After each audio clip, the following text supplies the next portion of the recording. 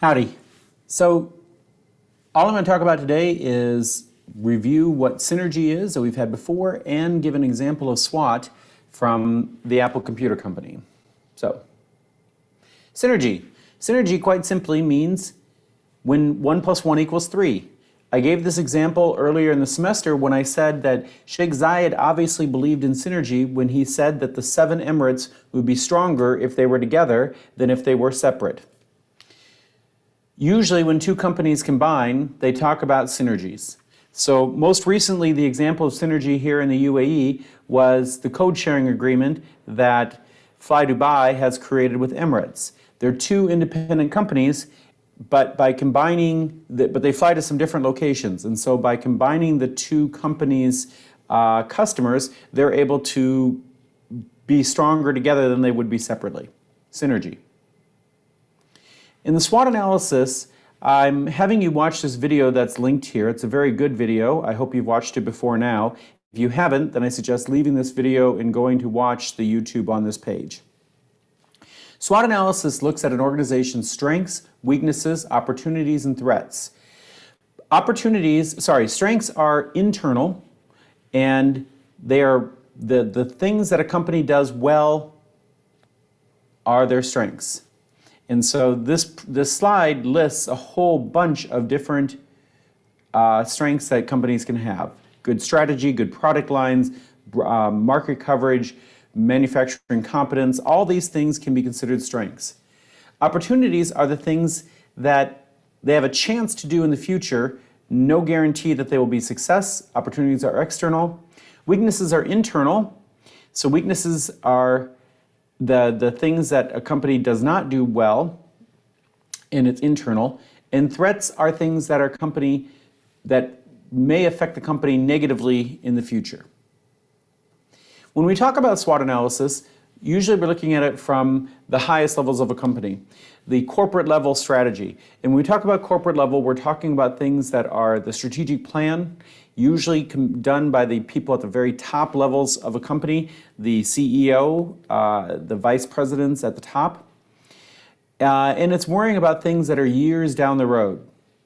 When we talk about business level strategies, the second category here, we're usually referring to things that mid-level management deals with.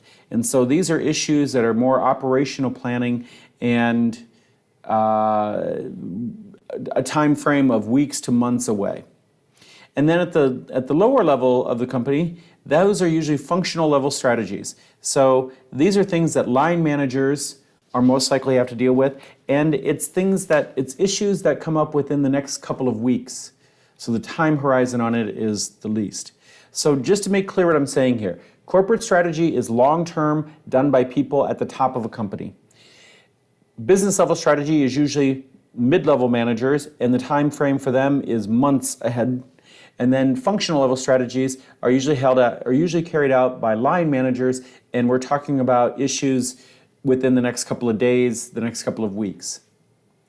So I said I would look at Apple's strengths, weaknesses, opportunities, and threats. So Apple's strengths are that they have a very high profit margin for everything that they sell. They have a strong image for their brand. Last I checked, they had about $200 billion in cash, which is an insane amount of money for a company to have on hand. And they've had amazing research and development. The latest M1 chip that they've come out with is scoring benchmarks higher than any chip out there on the market by far. So some amazing research and development. So I refer to these as strengths because they're all things that Apple has control over, and it's inside the company, okay?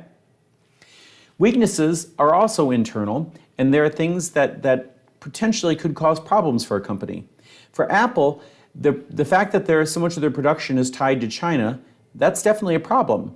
It delayed the pandemic this year has delayed the iPhone from being released as early as they wanted to.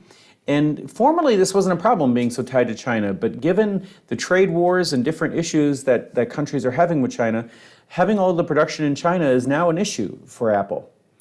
Another problem for them is that they have very few affordable products. And so the vast majority of the world's population simply cannot afford an Apple product. They also have limited compatibility beyond the Apple ecosystem. So if you are using, if you're using a PC and you want to connect your iPhone to it, it's not as smooth as if you're using a Mac, for example. They have a very limited product line. So compared to other companies, compared to Samsung, for example, Apple does not have a wide product line. Opportunities for Apple. Now, opportunities are things that may or may not be successful in the future of a company, and it is affected by outside forces. So a great example of opportunities that Apple has identified for its future has been the Apple TV. I don't know if any of you are subscribing to it or get it. I'm watching Ted Lasso myself right now. I think it's pretty funny. So that's an example of an opportunity for them. Producing movies, producing TV is not Apple's core competency, but given a couple of the shows they obviously have hired very good talent. The Apple Fitness, they view the Apple Watch, Apple views itself as a health and fitness company. And so moving forward with that is a great thing in the future. They're trying to make a transition to recurring revenue. So I'm currently paying $30 a month for Apple One. This gets me a lot of advantages by bundling everything together, and so paying about 100 dirhams a month to have Apple One is great for me, and it's great for Apple because that's 1,200 dirhams a month that I'm paying for, I don't know what all I'm paying for, but anyhow, it's very good for Apple. But opportunities are things that may or may not be successful. And in this case, I think all of these are going to be successful for Apple. Threats are, as opportunities are external, so are threats. That line should say threats there, sorry. Success or failure is being affected by outside forces, and the threats can also be something that's external. So examples of threats to Apple is Android. To what degree is the popularity of Android worldwide a threat to Apple? 85% of the devices in the world operate on Android, not on iOS. So Apple has to face the fact that there are a lot of people in the world who have come to love their Android operating system. Arguably, Apple has already lost the home to Google because the Ring products and so forth, that's all under the Google umbrella. So between Google and Amazon, Apple is struggling to make home products that people actually want. So I don't know anybody who has a HomePod myself. They seem pretty good, but I don't know what functionality they bring, but I certainly know what functionality the Apple Echo brings. And like I have a friend who can turn on and off his lights and turn on and off his air conditioner from his office. And so he's told me that he doesn't run the air conditioning during the day in the summer here, and he turns it on just before he's coming home, so he comes home to a cooler home. That's something that you simply can't do with Apple right now, and that's an example of them losing that market. The car market remains to be seen. There's several companies that are trying to get the whole world into the car market, and Apple's one of them, and we have yet to see if they can do it. Tensions with China are absolutely a threat to Apple, the potential of problems there, and also, what if this pandemic causes a global recession? So that's a potential threat to Apple as well. So with SWOT analysis, we're looking at what are the company's strengths, the internal things they do well, their weaknesses, the internal things they do not do well. Then we look at the opportunities, the chance to do something, there's no guarantee of success, and then the threats, the things that can hurt a company in the long run. So, hope this is helpful. SWOT analysis.